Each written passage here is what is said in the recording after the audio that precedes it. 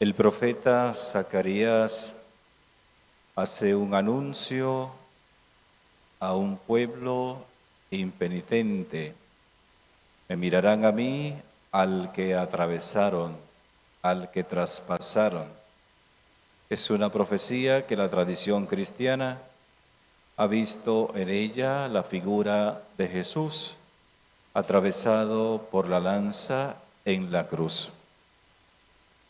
El dolor que anuncia el profeta es un dolor fuerte. Aquel día será grande el luto en Jerusalén, como el luto de Hadad Rimón en el valle de Megiddo. Hadad y Rimón son dos dioses paganos, uno, el primero asociado a Baal, el segundo asociado a los dioses cananeos, a quienes posiblemente se ofrecían cultos de lamento. El valle de Megiddo es un valle muy importante en la geografía de Israel, porque también fue escenario de muchas peleas en las cuales el pueblo generalmente salía vencedor. El libro de los Reyes nos narra muchas de esas peleas o guerras que se dieron ahí, pero en una de esas guerras fue muerto el rey Josías. El rey Josías era un rey muy bueno, muy querido por el pueblo. De hecho, tomó el trono siendo un niño de apenas 9 años e hizo unas reformas litúrgicas muy importantes para el pueblo de Israel y el culto que ofrecían a Dios en el templo. Ese amor que se le tenía al rey ahora se convirtió en luto y fue un duelo muy grande por la muerte del rey. Por eso esa fecha se quedó grabada en la mente de generación en generación y era usado aquello como símbolo de gran dolor, de gran luto en aquel pueblo.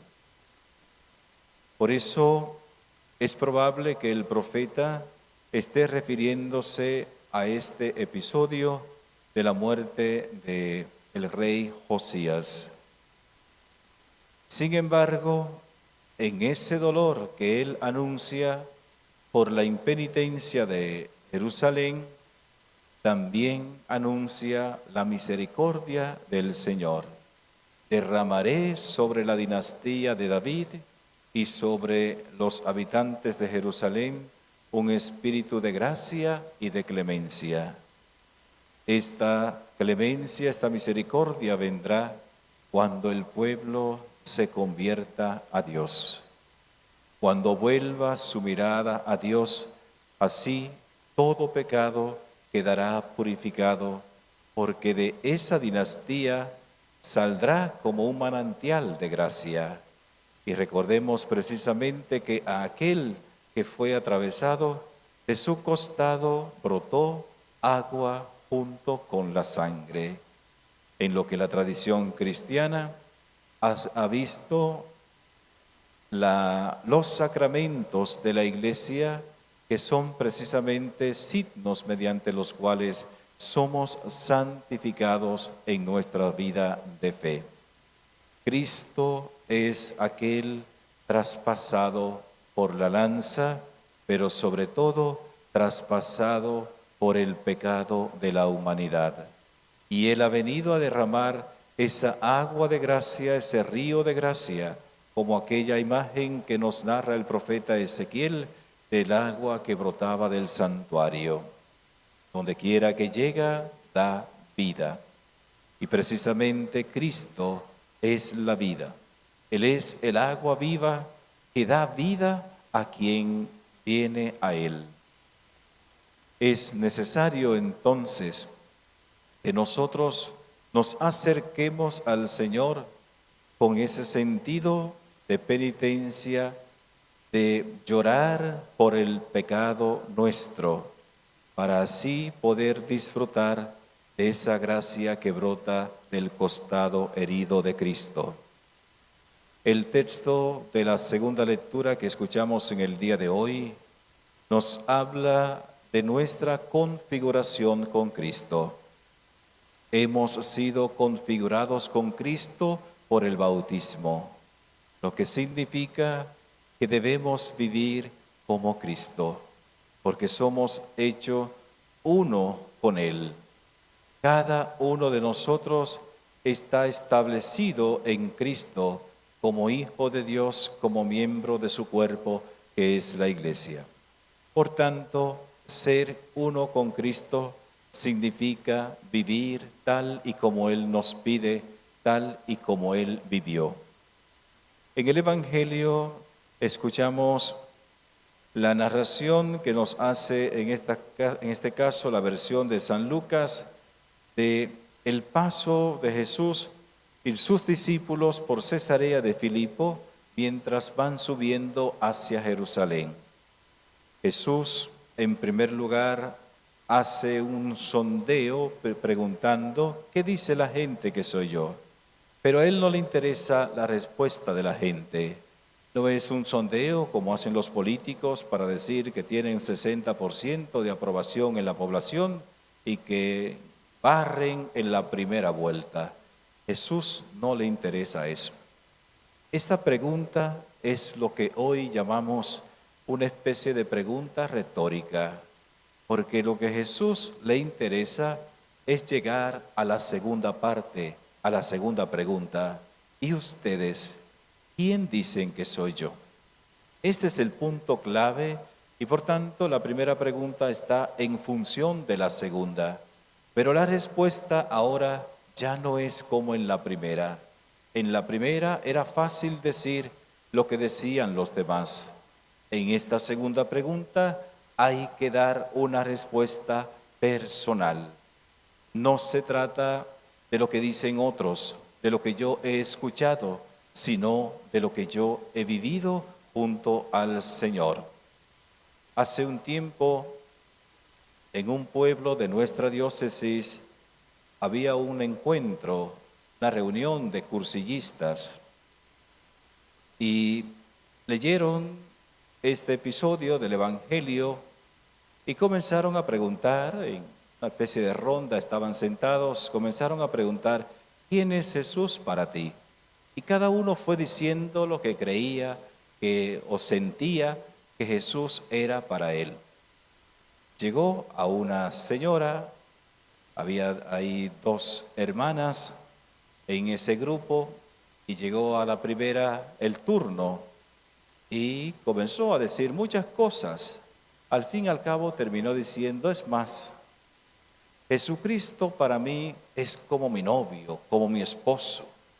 Bien, todo pasó normal y siguió la ronda. Cuando llegó a la siguiente hermana, fulana, ¿y para ti quién es Jesús? Él es mi cuñado. Porque si era el novio de la hermana, entonces es mi cuñado.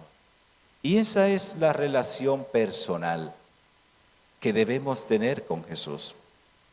No es alguien lejano, es alguien cercano que habla al corazón. Y tenemos que aprender a tener esa intimidad con Él, como Él la tenía con el Padre. Por eso constantemente se separaba del grupo e iba a un lugar solitario para orar. No solo va en el grupo ahí como el ganado, todo el mundo va para adelante. Hay uno que va adelante y todo el mundo va atrás. Jesús no andaba así. Jesús sabía lo que quería enseñar a sus discípulos y por tanto a nosotros. Y por eso daba testimonio de esa intimidad con el Señor. Les recomiendo leer un libro que se llama En intimidad con Jesús, de Luis María Parán. En ese libro se enseña a entrar, como el título indica, en intimidad con el Señor. Pero, atención, esa intimidad con el Señor no significa que nosotros vamos a andar en el aire como una emisora, como anda mucha gente en la iglesia, en el aire, todo el tiempo. No ponen los pies sobre la tierra, están allá arriba todo el tiempo en un aleluya, gloria a Dios, alabanza y bendición y todo eso. Jesús no andaba así. Jesús sabía por dónde iba y hacia dónde se dirigía. Él sabía que iba hacia Jerusalén y no se queda en la autosatisfacción de la respuesta de los discípulos, tú eres el Mesías. Al contrario, le prohibió que hablaran de eso.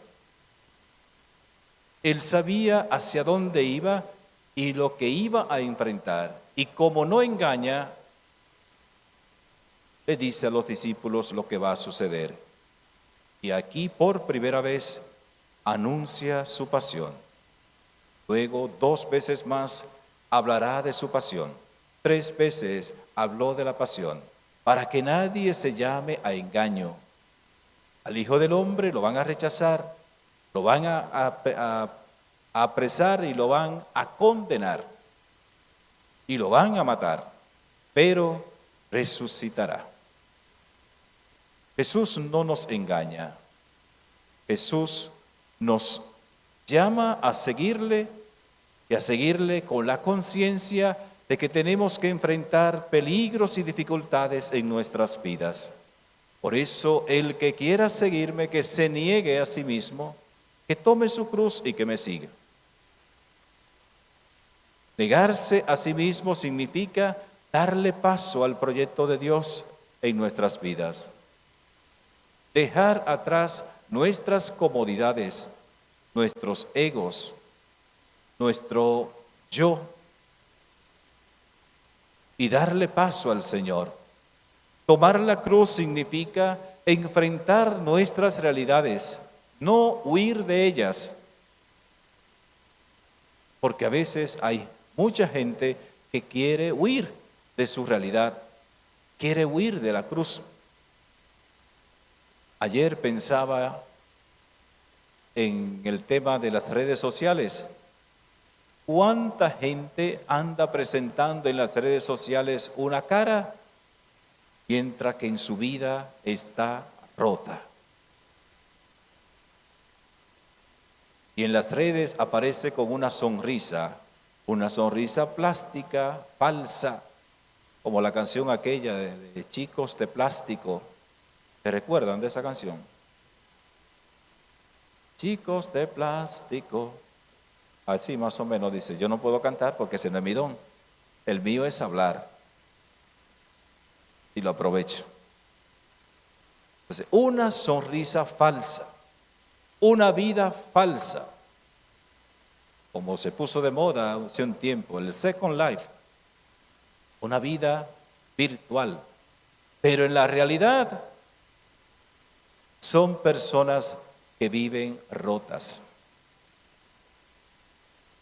viven desesperadas, con matrimonios desbaratados, con hijos que no tienen una relación con ellos, o hijos que no tienen relación con sus padres, pero en las redes sociales son los más simpáticos, pero con su papá y su mamá son los más desobedientes, para no decir otra cosa.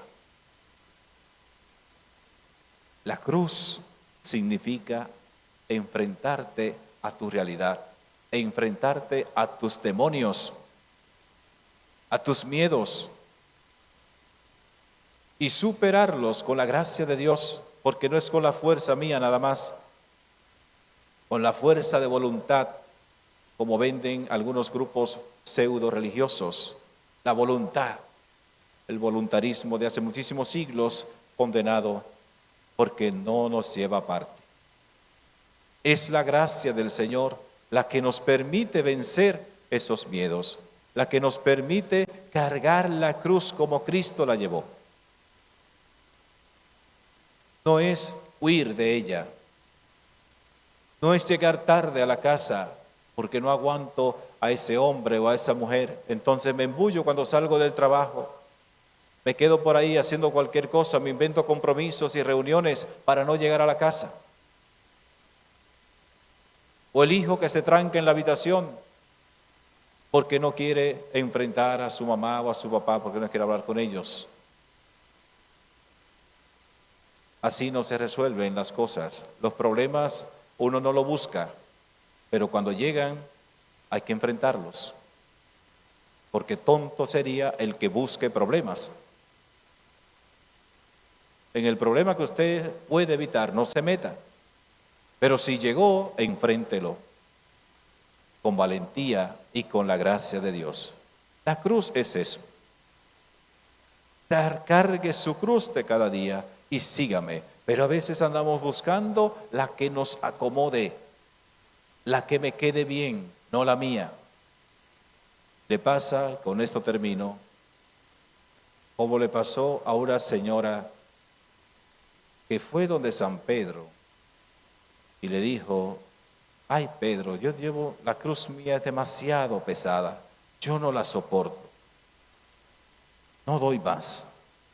Y Pedro le dijo: ah sí, mi señora, venga, venga, le voy a mostrar donde hay muchas cruces. No le dijo te la voy a quitar. Y la llevó a un depósito en el cielo donde habían muchas cruces. Y le dijo: busque ahí la que usted crea que le acomode. Deje la suya y llévese otra. Y la mujer comenzó a buscar cruces y se medía. Una le apretaba, otra era muy pesada, la otra no le caía bien en el hombro. Y siguió buscando cruces y bueno, ya tenía como 2 horas buscando ahí. Y todavía no encontraba una que le fuera bien a su medida y al peso que ella quería de la cruz. Y San Pedro, que va y le dice: doña, ya encontró la cruz. Ya yo he buscado tantas y me he medido tantas y ninguna me cabe. Y Pedro le dice: pero usted buscó bien por todas partes. Dice: sí. Dice: mire, aquí queda otra. ¿Usted se la midió esa? No. Pues mídase esa. Y la mujer va y se mide su cruz y dice: ay, pero yo cansada buscando y mira, esta es la que me queda bien. Entonces Pedro se la miró y le dijo: esa fue la que usted trajo. Cada uno tiene la suya y tiene que cargarla hasta el final si quiere seguir a Jesús. No es rechazándola, no es dejándola de lado, no es diciendo: ay, qué cruz tan pesada, qué largo es el camino, como dice la canción aquella. No, es llevándola sobre sus hombros. Cuando Jesús subió al monte Tabor y se transfiguró precisamente después de este episodio, Pedro le dijo: ay Señor, qué bueno es estar aquí. Jesús le dijo: vamos a bajar para allá, vamos a seguir caminando para Jerusalén. Es decir, vamos a enfrentarnos a nuestra realidad. Eso es seguir a Jesús. Enfrentar nuestras realidades contando con su gracia, no con nuestra simple voluntad, que es importante la voluntad, pero no es suficiente. No es suficiente. Jesús hoy nos invita a darle la respuesta personal y al mismo tiempo nos fortalece para que le podamos seguir llevando las cruces, enfrentando nuestras realidades y de esa manera subir juntos con Él a Jerusalén. Y allí, si hay que morir crucificados, pues tenemos que morir crucificados. ¿A qué tenemos que morir? Bueno, pues muera a su pecado, a su soberbia, a su petulancia y a todo lo que no va acorde con el reino de Dios. Que el Señor nos bendiga y nos conceda la gracia de seguirle hasta el final. Que así sea.